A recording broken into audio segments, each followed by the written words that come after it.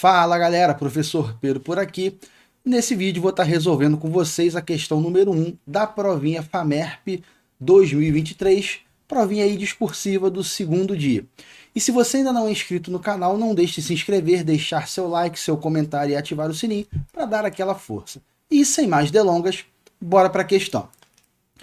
O poliestireno é uma das formas mais comuns de plástico. De difícil reciclagem, é habitualmente descartado em depósitos de lixo e muitas vezes chega aos oceanos. Cientistas australianos descobriram que as superlarvas de tenébrio, espécie de besouro, se alimentam de plástico e suas enzimas intestinais podem ser uma forma de reciclar o poliestireno. Confirmamos que as superlarvas podem sobreviver com uma dieta única de poliestireno e ganhar um pouco de peso em comparação com um grupo controle, afirmou um dos cientistas.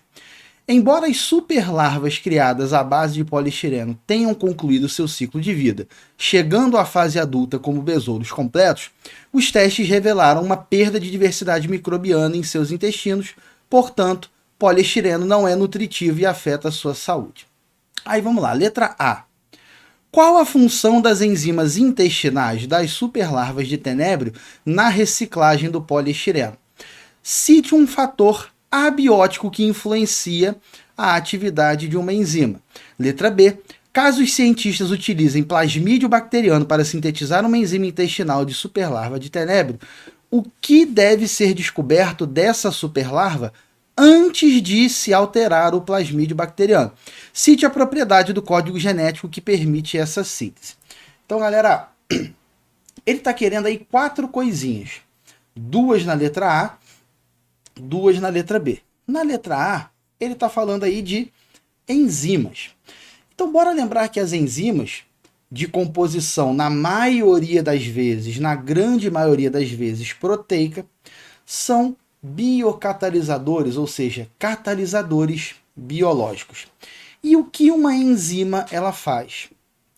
Ela diminui a energia de ativação, fazendo com que uma reação química seja mais rápida. Um exemplo aqui bem bobo. Se determinado processo sem enzima leva 3 horas para acontecer, com enzima, esse mesmo processo, ao invés de levar 3 horas, vai levar, sei lá, 40, 50 minutos, ok?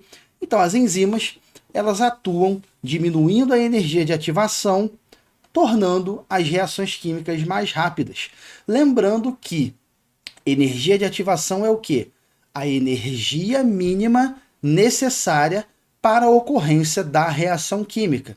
Então, eu tenho aqui nesse exemplo do gráfico aqui, ó, essa curva mostrando uma reação química, o caminho de uma reação química sem a enzima. Então, a energia de ativação, ó, é isso aqui, ó, do pontinho mais baixo aqui até o ápice.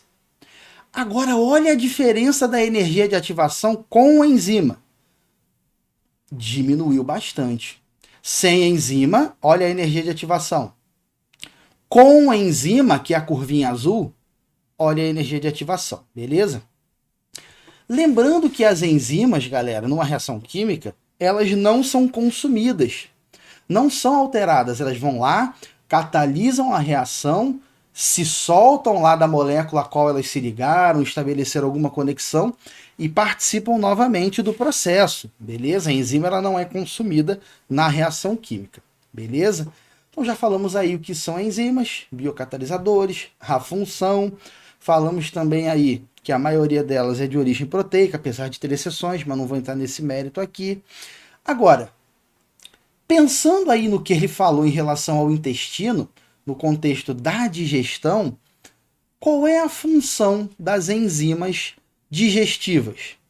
É a mesma ideia, catalisar algum processo e tudo mais, mas essas enzimas que atuam na digestão, elas têm como função catalisar um processo no qual você vai pegar uma macromolécula, uma molécula grandona, e vai quebrar essa molécula em moléculas menores para serem absorvidas. Um exemplo, uma proteína lá no intestino, ela não consegue ser absorvida, mas ela vai sendo digerida até o estágio de aminoácidos. os aminoácidos eles conseguem ser absorvidos. Então, o que ele queria nesse contexto aí, vou até voltar rapidamente, o que ele queria é qual a função das enzimas intestinais das superlarvas de tenebro na reciclagem do poliestireno. A função delas nessa reciclagem é que, como toda enzima digestiva faria, ela vai pegar essa molécula, que é grandona, e vai quebrar essa molécula em moléculas menores que sirvam de nutriente aí para elas, para que ela possa absorver, melhor dizendo, como nutrientes para ela. Então é pegar o poliestireno, quebrar esse poliestireno em moléculas menores que essa larva consiga absorver. E no que você está quebrando o poliestireno, você está auxiliando aí na reciclagem dele. Então era isso que você tinha que colocar. Basicamente uma função geral de uma enzima no processo de digestão. Beleza? E aí, cite um fator abiótico que influencia na atividade da enzima. Galera, fator abiótico, né, é algo não vivo. E os principais aí que você poderia citar são pH e temperatura. Lembrando que ele só pediu um. Eu estou te falando dois como opção, mas obedecer fielmente o comando de uma questão faz parte da avaliação. Então, se ele te pediu um, é para você colocar somente um, beleza? Então você poderia colocar pH. Ah, não quero colocar pH. Poderia colocar temperatura. Um desses dois estaria ótimo. Show? Na letra B ele fala de plasmídio, né? Se quisesse usar um plasmídio bacteriano para produzir essa larva, a enzima, melhor dizendo, dessa larva. E aí ele quer saber o que você deveria conhecer primeiro.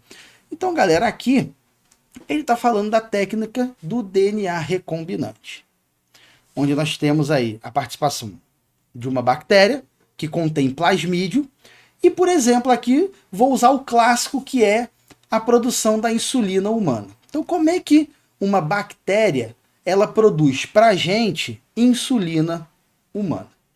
Então, vamos lá. Aqui tem a bactéria e, além do cromossomo bacteriano, algumas bactérias possuem pequenas moléculas de DNA circular, que são os plasmídios. Como é que a coisa se processa? Você pega o plasmídio dessa bactéria. Peguei.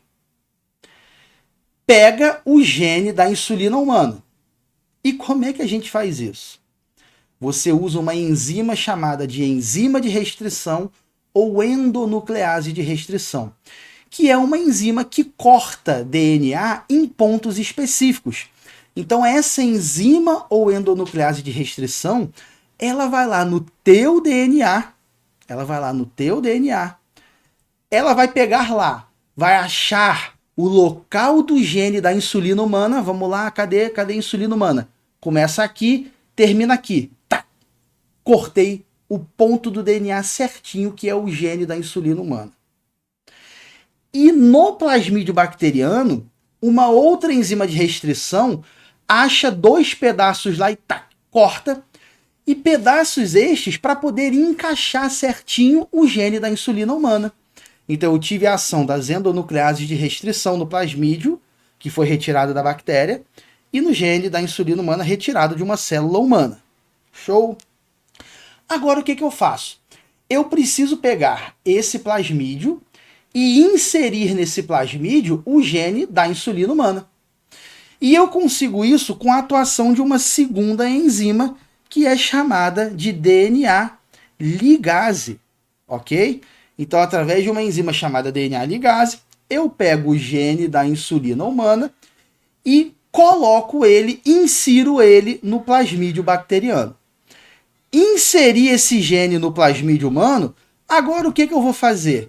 Eu devolvo esse plasmídio, ou melhor, inserir o gene humano no plasmídio bacteriano. O que eu faço agora? Eu pego esse plasmídio, que é da bactéria, e devolvo ele para a bactéria. Show? Devolvi ele para a bactéria vai começar a se reproduzir por bipartição, que é o processo mais comum de reprodução bacteriana. Uma bactéria origina duas bactérias filhas geneticamente idênticas. Só que agora essa bactéria contém o gene da insulina humana. E essa bactéria que contém o gene da insulina humana vai começar a produzir a insulina humana. E mais, toda linhagem bacteriana descendente dela, uma vez que a bipartição gera clones, toda a linhagem descendente dela irá também produzir a insulina humana. Olha que coisa bacana, né, galera? E aí, para que você mexa nesse plasmídio bacteriano e tal, pegando agora o contexto da nossa questão da larva, a primeira coisa que você tem que conhecer é o gene. É o gene da larva de tenébrio produtor da enzima que ele quer. Você tem uma enzima do tenébrio que digere, né, que quebra o poliestireno. E essa enzima, ela vai ser expressa graças à expressão de um gene. Então a primeira coisa é conhecer esse gene. Eu tenho que saber qual é esse gene dessa enzima. Eu tenho que saber qual é a sequência de bases nitrogenadas, a sequência de nucleotídeos ou de bases que codificam aí essa enzima. Era isso que ele queria, beleza?